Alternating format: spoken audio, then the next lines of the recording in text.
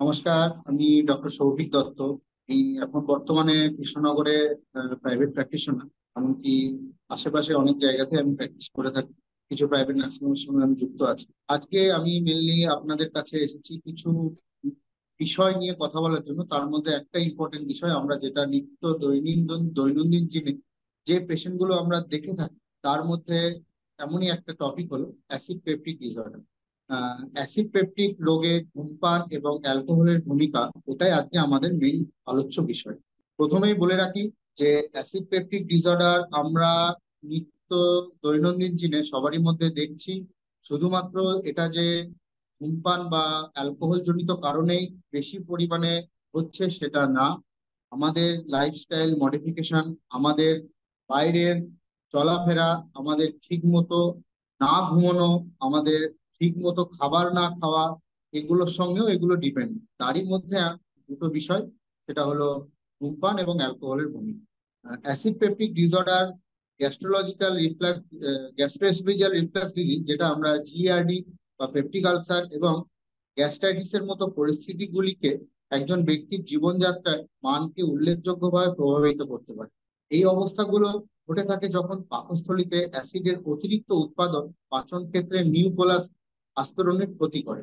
মানে অতিরিক্ত পরিমাণে আপনি যদি খাবার খান, বা কোনো রিচ খাবার খান, বা বাইরে আপনি ফাস্ট ফুড গ্রহণ করছেন, ঠিক মতো ঘুমাচ্ছেন, তার ফলে আমাদের পাকস্থলীর ভিতরে একটা অ্যাসিডের লেয়ার, যে লেয়ারটা আস্তে আস্তে ব্রেক করে বাড়তে থাকে।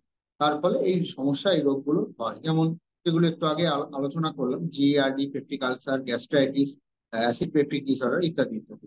এবার বেশ কিছু পরিবর্তনযোগ্য কারণের ফলে জিআরডি হতে পারে। যেমন আগে বললাম, স্থূলতা, খাদ্যাভ্যাস, বিশেষ করে এমন খাবার এবং পানীয় যা জিআরডি কে ট্রিগার করতে পরিচিত, যেমন মশলাদার খাবার, সাইট্রাস ফল, চর্বিযুক্ত ও ভাজা খাবার, কার্বোহাইড্রেট পানীয় ইত্যাদি। ধূমপান, অ্যালকোহলও এর মধ্যে একটা মূল কারণ।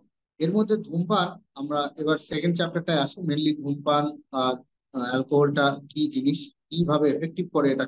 ধূমপান, এর মধ্যে ধূমপান বিভিন্ন উপায়ে অ্যাসিড পেপটিক ডিসঅর্ডারকে বাড়িয়ে তোলে। প্রথমত, এটি নিম্ন খাদ্যনালী বা এলিএসএস শিথিল করে, যা পাকস্থলী এবং খাদ্যনালীর মধ্যে একটি বাধা। এলিএস শিথিল হলে পাকস্থলী থেকে অ্যাসিড খাদ্যনালীতে ফিরে যেতে পারে, যার ফলে বুক জ্বালা ও অন্যান্য জিআরডি উপসর্গ দেখা দিতে পারে। উপরন্তু ধূমপান পাকস্থলীর অ্যাসিডের উৎপাদন উৎপাদন বাড়ায়, যা পেটের আস্তরণে জ্বালা এবং পেটের যেটা আমরা বলি জ্বালা ও প্রদাহ হতে পারে, ব্যথা, যেটা ব্যথা হতে পারে, ফলে গ্যাস্ট্রাইটিস বা পেপটিক আলসার হতে পারে। এছাড়া ধূমপান ও পেপটিক এছাড়া ধূমপান বিদ্যমান আলসারের নিরাময় প্রক্রিয়া মেনলি একটি পাকস্থলীর আস্তরণে রক্তের প্রবাহ হ্রাস করে, শরীরের নিজেকে মেরামত করার ক্ষমতাকে ধীর করে দেয়, এটিকে আরো ক্ষতির জন্য আরো সংবেদনশীল করে তোলে। এবার তিন, ধূমপান পাকস্থলীর প্রতিরক্ষামূলক স্নেহার স্তরকে ক্ষতিগ্রস্ত করে পাকস্থলীর আস্তরণকে অ্যাসিডের জন্য আরো ঝুঁকিপূর্ণ করে তোলে। অন্যদিকে আমরা যদি দেখি এবার অ্যালকোহলের সেবন, বিশেষ করে অতিরিক্ত পরিমাণে অ্যাসিড অ্যালকোহল পেট ও খাদ্যনালীর আস্তরণকে জ্বালাতন ও প্রদাহ করতে পারে, অস্বস্তিকর কারণ হতে পারে এবং সম্ভাব্য অ্যালকোহলের বিকাশ ঘটাতে পারে। এই দুটো জিনিসই মেনলি আমাদের নিত্য নৈদিন, বিশেষ করে ওয়েস্ট বেঙ্গল, আমাদের বাংলায় পরিপার্শ্বে আমরা ইয়ং অ্যাডাল্টসদের মধ্যে বেশি পরিমাণে দেখতে পাই। তারা প্রচন্ড পরিমাণে ধূমপান এবং অ্যালকোহল সেবন করে এবং ফাস্ট ফুড দুটোই গ্রহণ করে। এর ফলে তাদের এই সমস্যাগুলো আস্তে আস্তে আরো বেশি পরিমাণে বাড়িয়ে তোলে।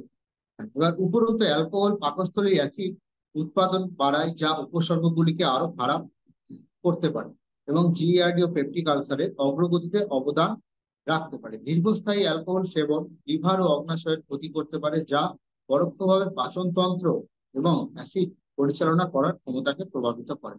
এবার যদি কেউ, কোনো পেশেন্ট দীর্ঘদিন ধরে অ্যালকোহল সেবন করছে, তার মেনলি প্রথমে তার জিআরডি তো হবেই, তার অ্যাসিড পেপটিক ডিসঅর্ডার হবে, আস্তে আস্তে সেটা সিরোসিস অফ লিভারের দিকে যাবে। সিরোসিস অফ লিভার যখন তার হয়ে যাবে, সেই পেশেন্ট কিন্তু আমরা অনেক ক্ষেত্রে আর ফেরাতে পারি পেশেন্ট গুলোকে। তাই আমাদের এখনই মেনলি প্রিভেনশনটাই আগে পর্যালোচনা করা, প্রিভেনশনটাই আগে বলা, যাতে সেই পেশেন্ট স্মোকিং এবং অ্যালকোহল সেবনটা কমায়। অবশেষে মনে রাখবেন, ধূমপান এবং অ্যালকোহল সেবন অ্যাসিড পেপটিক ডিসঅর্ডারের বিকাশ এবং বৃদ্ধিতে গুরুত্ব ভূমিকা পালন করে।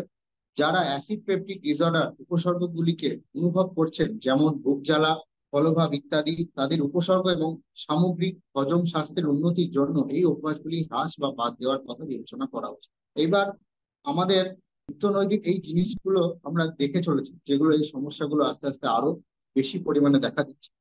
আপনারা চেষ্টা করবেন যে এই জিনিসগুলো যতটা সম্ভব অ্যাভয়েড করা, যতটা সম্ভব কম সেবন করা। শুধু যে সব পেশেন্ট দেখা যায় যে অ্যালকোহল বা ধূমপান করেন, কিন্তু তাদের মধ্যেও অ্যাসিড পেপটিক ডিসঅর্ডার বা জিইআরডি দেখা দেয়। তাদেরকে আমরা একটা জিনিস বলি, রেগুলার আপনারা সুষম খাদ্য যেটা গ্রহণ করছেন সেটা ঠিকভাবে গ্রহণ করুন। আপনারা জলটা পরিমাণ মতো খান, রাত্রিবেলায় ঠিকভাবে ঘুমন, অযথা বাইরের খাবার বা উল্টোপাল্টা খাবার খাবেন না। রেগুলার যদি পারেন, যারা একটু মোটা, একটু ওবিস পেশেন্ট, তারা যদি একটু লাইট এক্সারসাইজের মধ্যে থাকতে পারেন, একটু হাঁটাচলা করলেন, একটু ঠিকঠাক লাইফস্টাইলটা মেনটেন করলেন। আর এমনকি অনেক পেশেন্টের মধ্যে দেখা যায় যাদের দীর্ঘদিনের ডায়াবেটিক আছে, দীর্ঘদিনের করোনারি আর্টারি ডিজিজ আছে, তাদের বুক জ্বালা, তাদের ডায়াবেটিক পেশেন্টদের এই সমস্যাগুলো আরো অনেক সময় দেখতে পারি আমরা। তারা আরো বিশেষ করে এগুলো মেনে চলবেন। সব বুক জ্বালা বা বুকে ব্যথা কিন্তু জিআরডি বা অ্যাসিড পেপটিক ডিসঅর্ডারের মধ্যে আলোচ্য বিষয় নয়। আপনারা যথাযথ তাড়াতাড়ি ডাক্তার দেখাবেন, ডাক্তারের পরামর্শ নেবেন। যদি কোনো সমস্যা হয়, ইমিডিয়েট তার চিকিৎসা করাবেন, অযথা জিনিসটাকে অবহেলা করবেন। কেননা এই জিনিস আস্তে আস্তে আপনার first of all acid peptic disorder দীর্ঘদিন হতে হতে হতে হতে পেপটিক আলসারের দিকে যেতে পারে, গ্যাস্ট্রিক আলসারের দিকে যেতে পারে। আপনার ধীরে ধীরে লিভারে হেপাটাইটিস ডেভেলপ করতে পারে, ধীরে ধীরে সিরোসিস অফ লিভার হতে পারে। সুতরাং এই জিনিসগুলো মেনে চলবেন, জিনিসগুলো যতটা পারবেন অ্যাভয়েড করবেন। আস্তে আস্তে লাইফস্টাইলটা ঠিক করুন এবং জিনিসগুলো অ্যাভয়েড করে চলুন। ধন্যবাদ।